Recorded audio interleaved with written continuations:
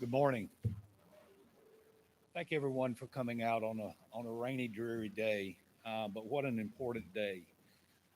As we are in a time when we are talking about race and equality in America, there's one document that we need to make sure that we revisit, and we revisit often, and that's the Constitution of the United States. It should top the list because throughout history, our civil rights leaders have relied on the Constitution in speeches and to form positions and policy to drive their conversations and protest and in court. Frederick Douglass called it a glorious liberty document. Susan B. Anthony argued that if she could get a practical application of the Constitution, it would protect her and all women in the enjoyment of perfect equality of rights everywhere. So this is a very important day, a day that we celebrate, a day that we remember, and a day that we need to revisit and re-educate ourselves on the Constitution and its importance and the role that it plays today in the conversation, the very needed conversation that we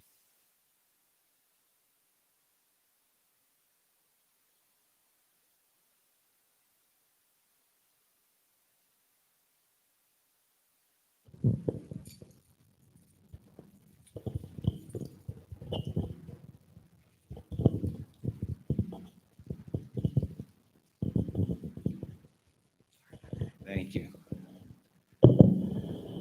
So today, what better individual to have to be our keynote speaker than Judge Jim Ammons. Judge Ammons has served as the senior resident Superior Court judge for the 12th District since 2013. He was elected to the Superior Court bench in 1998. He served in Cumberland County as a district court judge for 10 years and an assistant district attorney for 6. Not only does he provide the public service as a judge in the court system, but he's also taught business law here at FTCC and taught in the Fayetteville Police Academy. In addition, he serves on the FTCC Foundation Board and has served in that capacity for over 25 years. His family have been ardent supporters of FTCC. We're fortunate to have his wife, Sandy, on board as the director of the foundation, executive director, and she's doing a wonderful job, Jim. We really appreciate her, and I value the relationship she and I have been able to establish here, and we're having a lot of success raising money for our students, but also raising money to improve the capacity and the facilities that we have. Judge Ammons graduated from UNC Chapel Hill School of Law and the National Judicial College. He's a lifelong resident of Cumberland County. Please welcome Judge Jim Ammons.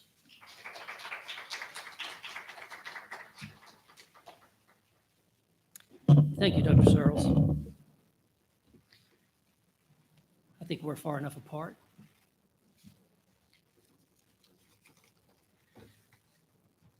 Thank you again. It is truly an honor and privilege to speak with you today for just a few minutes. My association with and affection for FTCC spans almost 40 years. As Mark mentioned, I taught in the evening college here for 5 years in the 1980s. I served on the board for 25 years until 2017. My son now serves on the board, and both of my children are alumnus of FTCC. And I'm very proud of the work that my wife is doing here at FTCC. But more than that, FTCC interns, students, and graduates have worked with me and for me in the criminal and the civil justice systems my entire legal career. And I'm very pleased to be with you here today. Thank you for having me. I'd like to start with just a short video.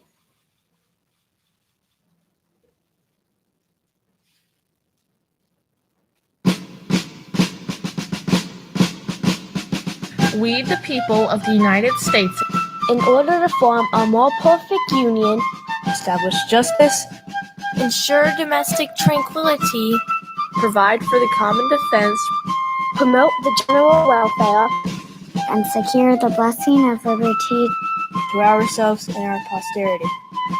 to ordain and establish This Constitution the United States of America. for the United States of America. for the United States of America.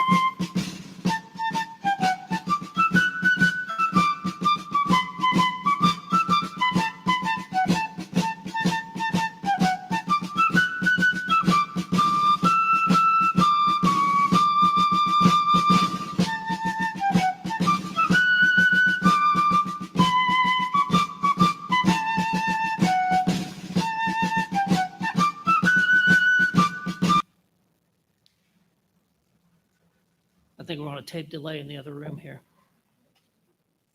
As you know, today is Constitution Day.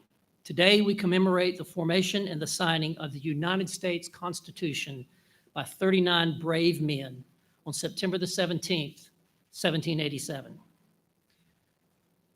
I think it bears repeating.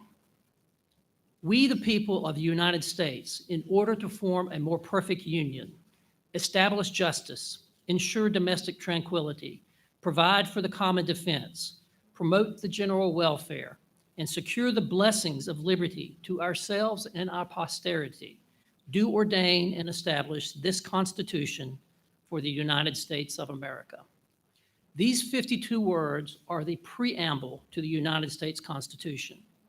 The preamble tells us, indeed it tells the world, why our founding fathers wrote the Constitution and then offered it to the individual states for ratifications. It sets out the noble purposes of government, any government: justice, peace, safety, liberty for the people. It also alludes to unity and to a permanent plan for that government. Does it surprise anyone here that the reasons the Constitution was originally needed are still issues today? Peace, justice, safety, liberty, and unity. So what is the Constitution? It is a plan for our government. That is what the Constitution is. A plan, a framework for government, a set of fundamental principles for establishing and running our government. But why did we need a new Constitution? Now remember, this was September of 1787. We had only truly been independent of Great Britain for just a few years. The Continental Congress had been the national government more or less since 1774. That is when things were really heating up between the colonies and King George over what Americans saw as unfair taxes and too much governmental control. Does that sound familiar today? The shooting actually began on April the 19th, 1775 at Lexington and Concord. But we were still not sure exactly what we were fighting for. Would fair treatment and having the rights of Englishmen be enough? Or was the true goal independence? We, in fact, did not declare our independence until July 4th, 1776. We won that independence in October of 1781 at Yorktown. And we signed a peace treaty with Great Britain recognizing that independence in 1783. Now, during this time, the Continental Congress acted as the provisional governing structure for the collective United States. But most governmental functions were performed by the individual states. The Articles of Confederation, our first Constitution, were approved by Congress and sent to the states for ratification in November of 1777. It was finally ratified by all 13 states and came into full force and effect on March the 1st, 1781. Now, the Articles of Confederation preserved the independence and the sovereignty of the individual states, and it provided for a very weak national government. By 1787, it was clear that this was not working. The national government could not regulate trade. It could not borrow money, and it could not print money. It had no power to levy taxes. There was no chief executive of the United States, and there was no national court system. Changes had to be made. Based on the recommendation of Virginian James Madison and others, a constitutional convention was convened in Philadelphia, Pennsylvania in May of 1787 for the purposes of amending the Articles of Confederation. Once the delegates gathered, they quickly decided that that wasn't what was going to happen. They were going to write a completely new constitution. Although many voices were heard as to how the new government would operate, James Madison was the primary draftsman of the Constitution and of what would later become our Bill of Rights. Today, Madison is known as the father of the Constitution. So, on September 17th, 1787, 39 men signed the proposed Constitution. However, there were 55 delegates present at the Constitution. There were 19 more who had been elected but never made it to Philadelphia. Some attendees left before the signing. A few refused to sign the document. 12 of the then 13 states had at least one or more delegate sign the new Constitution. Rhode Island did not send any delegates to the convention, and in fact was the last of the 13 original states to ratify the Constitution, and not until May of 1790. The plan was not perfect. Many delegates were unhappy with the plan, and almost no one was completely satisfied with it. Benjamin Franklin said of the plan, quote, "I confess that there are several parts of this Constitution which I do not presently approve. I doubt whether any other convention may be able to make a better Constitution. I agree to this Constitution with all of its faults. Thus, I consent to this Constitution because I expect no better and because I am not sure that it is not the best." Franklin then urged every member present to put aside their objections and to obtain ratification of the Constitution by all of the states. In fact, the closing endorsement of the Constitution, the part directly above the signatures of the delegates, states, quote, "Done in convention by the unanimous consent of the states present," end quote. This was added to the Constitution on the motion of Ben Franklin. He hoped that apparent unanimity would help with the ratification. The Constitution provided that it would be established upon its ratification by at least 9 states. This occurred on June the 21st, 1788, when New Hampshire ratified the Constitution. Virginia ratified in June and New York in July. The new government of the United States of America began March 4th, 1789, with 11 states.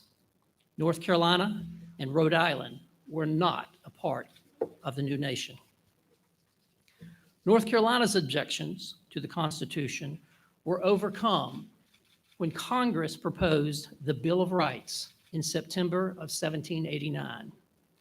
Delegates to the North Carolina Ratification Convention in 1789, held right here in Fayetteville at the site of the State House, voted 194 to 77 to ratify the Constitution and to join the new federal union on November 21st, 1789. There's a historic marker on Market House Square commemorating this event. Since its adoption in 1788, the Constitution has been amended 27 times. 10 of these amendments were adopted only 3 years later in 1791, and that's today what we know as the Bill of Rights.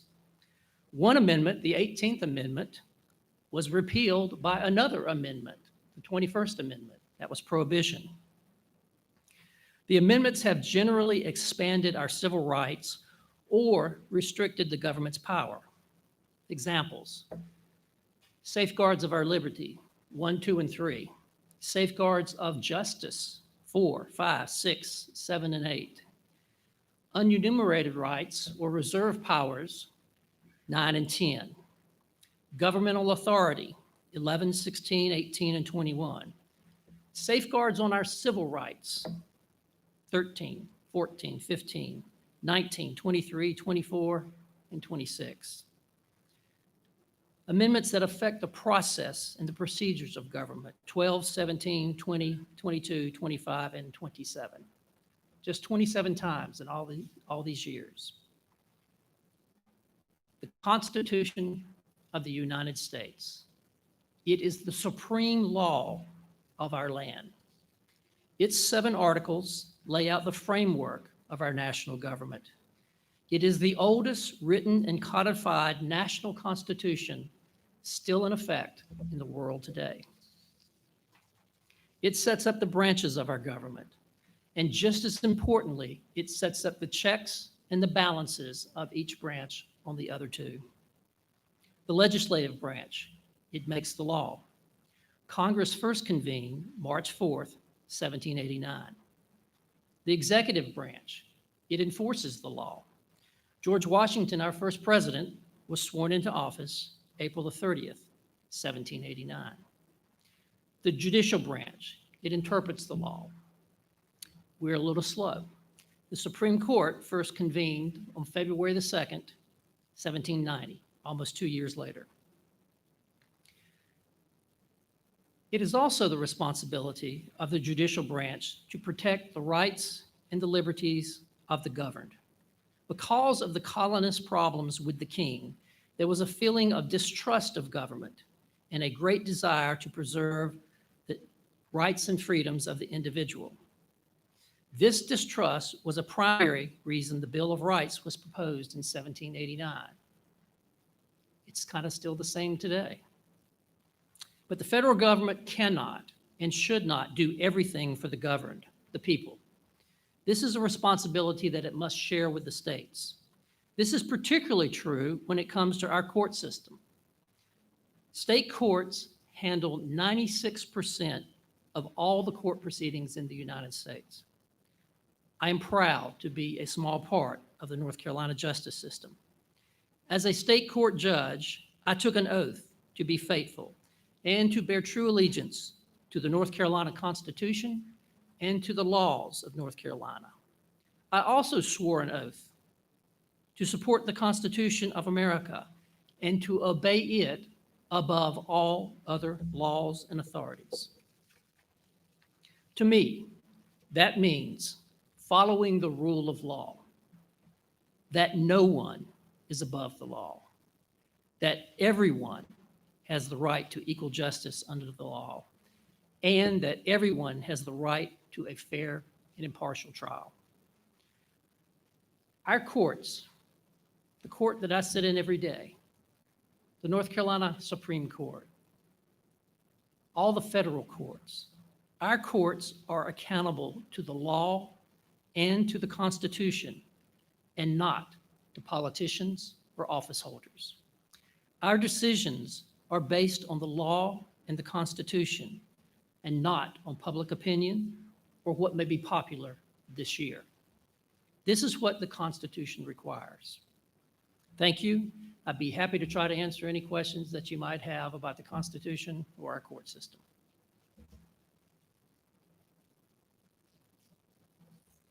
I think we got a microphone back there. I understand there's going to be a quiz later on and some fabulous door prizes. An F-150 pickup is what I heard. Oh, I'm sorry, that was. Is it a law that we should have a light on our flagpole at night? Is it a law that we should have a light on the flagpole at night? All right, you have the U.S. Code that provides for several ways to display the flag. One of those is that it is not supposed to be an article of clothing. So everybody who's got a mask on that has a flag on is technically violating the law. Yes, you should have a light on the flag at night or take it down. The flag is not supposed to be flown during any hours of darkness unless it is illuminated. That's one of the crimes that we don't really enforce. We all should respect the flag, but you got to remember that even though I believe we should respect the flag and that you should respect the flag, I also have to defend your right to disrespect the flag. We have that right. But yes, it's a good idea to have it lit at night, and that is actually, the last time I checked, a part of the flag code. I'll tell you an interesting story about the flag code. You see the way the flags are here today. The flag is to the right of the speaker, to the left as you look, and the other flag, it can either be displayed as it is here or over here. For a while, there was a law that said that if I'm speaking in an area that has like a vestibule behind, such as in a church where the altar might be behind, the flags should be reversed. And that was the law from about 1976 to about 1980. My son was in a Boy Scout troop, and in our church, that's how they displayed the flag, because we had an altar behind the speakers. Had the flag over here on the other side. And every day, my Boy Scouts, when we would have Scout Sunday, we'd come into church and switch it. And an old gentleman in the church would switch it back. And he would say, it's in the flag code. So I didn't know what was in the flag code or not. So I finally looked it up. I said, yeah, you're right. It's in the flag code starting in 1976. But that was 10 years ago, and it's been repealed in 1980. So he relented and let us put the flags the right way. Next question. Yes, ma'am. How long does it take to become a judge? How long does it take you to become a judge? Well, in North Carolina, there are only 2 requirements to become a judge. Anybody know what they are? Anybody got an idea?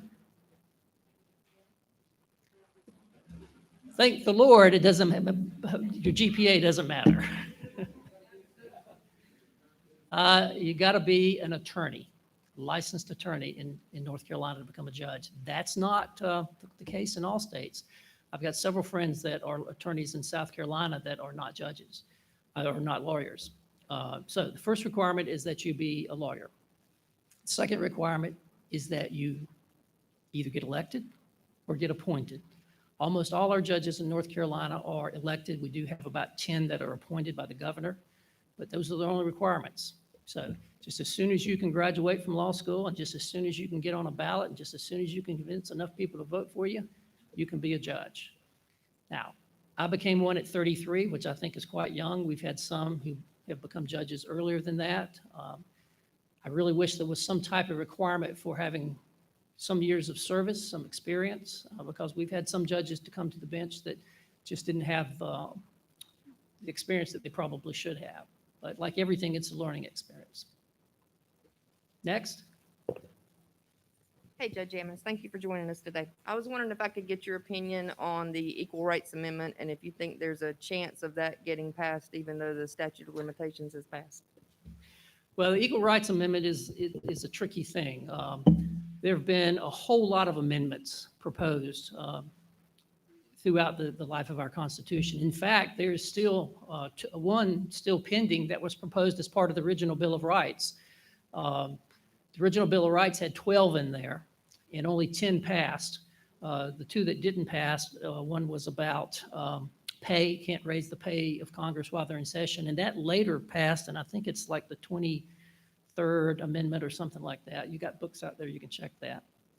And the other amendment had to do with how seats are apportioned, and because of the growth of our country, that amendment is just not viable anymore. Some amendments, when they were passed by the states and proposed, when they were passed by Congress, I don't think we've had any done in a constitutional convention. They had a time limit on it. And the ERA, the Equal Rights Amendment, was one of those amendments. And I believe it failed by either 1 or 2 votes. Now, it may have been more than that, because since the time expired, I think 1 or 2 other states have approved it past the time of expiring, and I think we're now down to just 1 more. We need 1 more. I happened to work in the legislature as an aide to the lieutenant governor in 1977, the last time that it was heard here in North Carolina. And a particular senator, I'm not going to name him, but a particular senator had campaigned in 1976 to get elected to the Senate, the North Carolina Senate, saying that he would vote for the ERA. And the ERA passed the House. It was due in the Senate. It was going to pass by 1 vote. And the lieutenant governor at the time, who I happened to work for and did not agree with his stance on the Equal Rights Amendment, persuaded this senator to go back on his campaign promises and to vote against it. And the ERA failed in North Carolina by one vote in the 1977 legislative session. I was an intern in the Lieutenant Governor's office there. If you look at the Constitution, we didn't really need the 19th Amendment, which gave women the right to vote. We didn't really need the 15th Amendment, which gave African Americans the right to vote. It's plain from the document. All men, and by that we mean all men and women, all mankind, are created equal. They have these rights. Now, in practice, that didn't happen. We know that didn't happen. And it took these amendments to say that. I don't think we need the Equal Rights Amendment because I think all people have and should have equal rights. It's become apparent from the way our government operates and the way some court decisions have laid out that we do need it to make sure that that's what was meant. Now, did these white, rich, old, landed guys really mean that? Well, I think they probably thought that white, old, rich, landed guys would always run the country, but that's not what's happened, and it never should have happened. So I can't give a legal opinion about whether passing it now would be legal or whether it would cause it to be adopted, but I think the concepts behind the Equal Rights Amendment are needed in our country.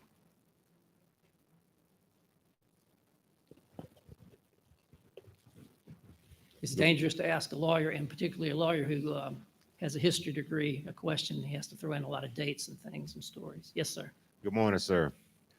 My question is, how often do you have to certify or retake the bar? Well, thankfully, never, because I had a pretty tough time passing it the first time. You have to pass the bar in a particular state to get admitted to practice law. If you are a lawyer, and I don't mean this in any derogatory way, but if you are just a lawyer, we are required to take continuing legal education. Have to take 12 and a half hours every year.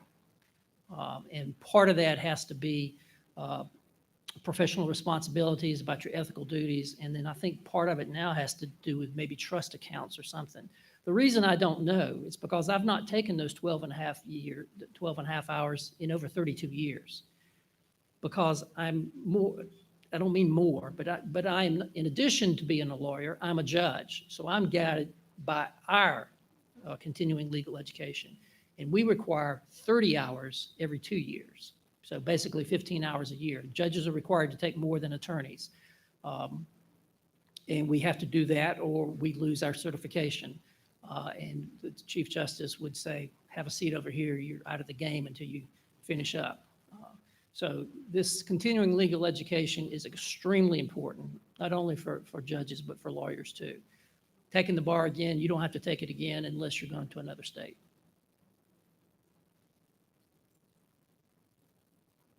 Okay, next. Yes, sir, I think we got one up here. Hello, Judge. Hey. Aren't there two schools of thought when it comes to the Constitution? There's the one where the Constitution should be interpreted as written, and there's sort of a translational, if you will, in that the founding fathers couldn't have predicted what is happening today. So you look at the Constitution and say, if they were alive today, they would have meant this. Mm-hmm. And how do you rationalize it to them? Well, there's at least two schools of thought. There's the strict constructionists, like a Judge Anton Scalia, who believed, look at the words. What do those words mean? That's what the Constitution means. And he almost never refused to expand that. Then the other thought is, you know, this document was written in 1788. It's 2020. They didn't really know about the internet or cars or airplanes or all kinds of things that we have in our world today. So this document we choose to look at as a living, breathing document that adopts to the situation. So you take the situation as it currently is and say, what does the Constitution say about this? Well, it doesn't really say anything about that. Well, what's the closest thing that it does say to this? So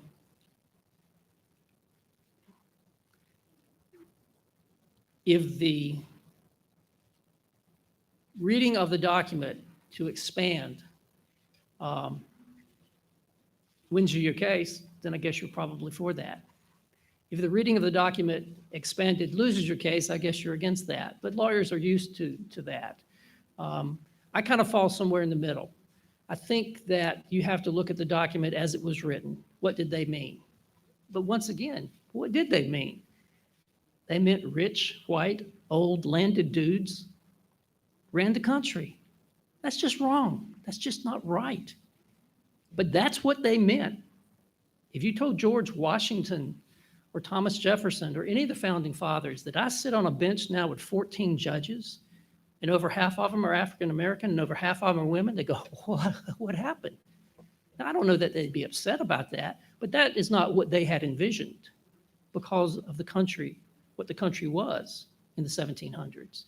So you have to look at it as a document that allows some type of interpretation, but it needs to be a strict interpretation in terms of, well, as I said in my speech, what's popular today? Well, let's go that way. That wasn't popular 15 years ago, but that was okay. What's going to be popular 15 years from now? You can't have a document that, depending on who the Supreme Court is on a particular year, they change it. Because our whole court system is built on what we call stare decisis. Look to the precedent. In this situation, what was decided 15 years ago? Well, that's what we got to decide today. However, you have to be able to say, 150 years ago when this decision was made, our country was one way. Our country's different now. We don't enslave people anymore because of the color of their skin. 150 years ago, decisions were made, including the Dred Scott decision, which said, I'm sorry, you're not a citizen. You were brought here from Africa to be a slave. You are not a citizen. You don't have rights. All right? We can't say that today. I mean, that's just wrong. It wasn't right when it was done, but it became the law of the land in that decision. So stare decisis is a good thing, but if you have a decision that through time and enlightenment, we realize that was just wrong, and we don't need to continue to follow that until another set of facts similar comes before the court, or we have a constitutional amendment. Thank you for your question. I understand all the people who ask a question get a extra drawing in the prize package. Is that right? Oh, I knew somebody else would ask a question. Anybody else? Okay. Well, thank you very much for having me. I've enjoyed this, and I hope I have made you think a little bit.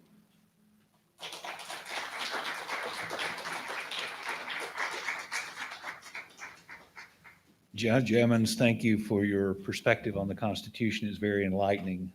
Having the history and the dates behind it really means something. And I think from my perspective, really understanding the Constitution for me really makes me reflect on me as an individual and how I interact with other individuals. And I hope as you go out of here that you will take and reflect and read the Constitution and think about it from your perspective. And what does it mean for you and how you respond and react to the situations that we encounter in life, and particularly the situations that we're engaged in today. There's no better time to be steeped and understand the Constitution than today, when we are in a heated discussion about racial equality. And in my mind, it goes back to really the words liberty and justice for all. And I do mean all. And so I hope you will go out of here, reflect on that, and as an individual, treat all people with compassion and love and understanding, And I think they're passing out. We've got a scavenger hunt after this. So Marlena, you want to come up and talk about the participation in the scavenger hunt? Thank you again for everybody coming out in the rainy weather and participating. Good morning, everybody. Thank you again, Judge, and thank you again, Dr. Sorrells. I'm Marlena. I'm the Interim Director of Student Activities, and thank you for coming and participating in today's event. So we are passing out a yellow sheet. In that yellow sheet are 10 questions. Also included is the U.S. Constitution booklet. If you look up the answers, their index in the back may help find the answers quickly.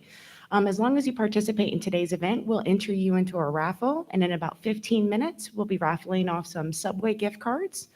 And then for the folks on main campus, we thank our Spring Lake viewers right now. You guys can participate on that yellow sheet, but for the folks in this room, you also have a pink sheet. That pink sheet is where you can go to the main, our Paul H. Thompson Library and participate in that scavenger hunt. After that, you can come back and we'll enter you into a drawing to win an Amazon Echo Dot or a Roku Premiere 4K streaming device. So again, about the next 15 minutes, if you'd like to participate, complete any of the questions, at least one, and then that'll enter you into the drawing to win these things. And we thank you for coming again and look forward to it. If you need any help, feel free to raise your hand and I'll come around and help you. All right, thank you again. Thank you. All right.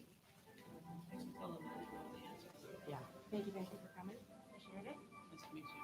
Nice to meet you. 10 years.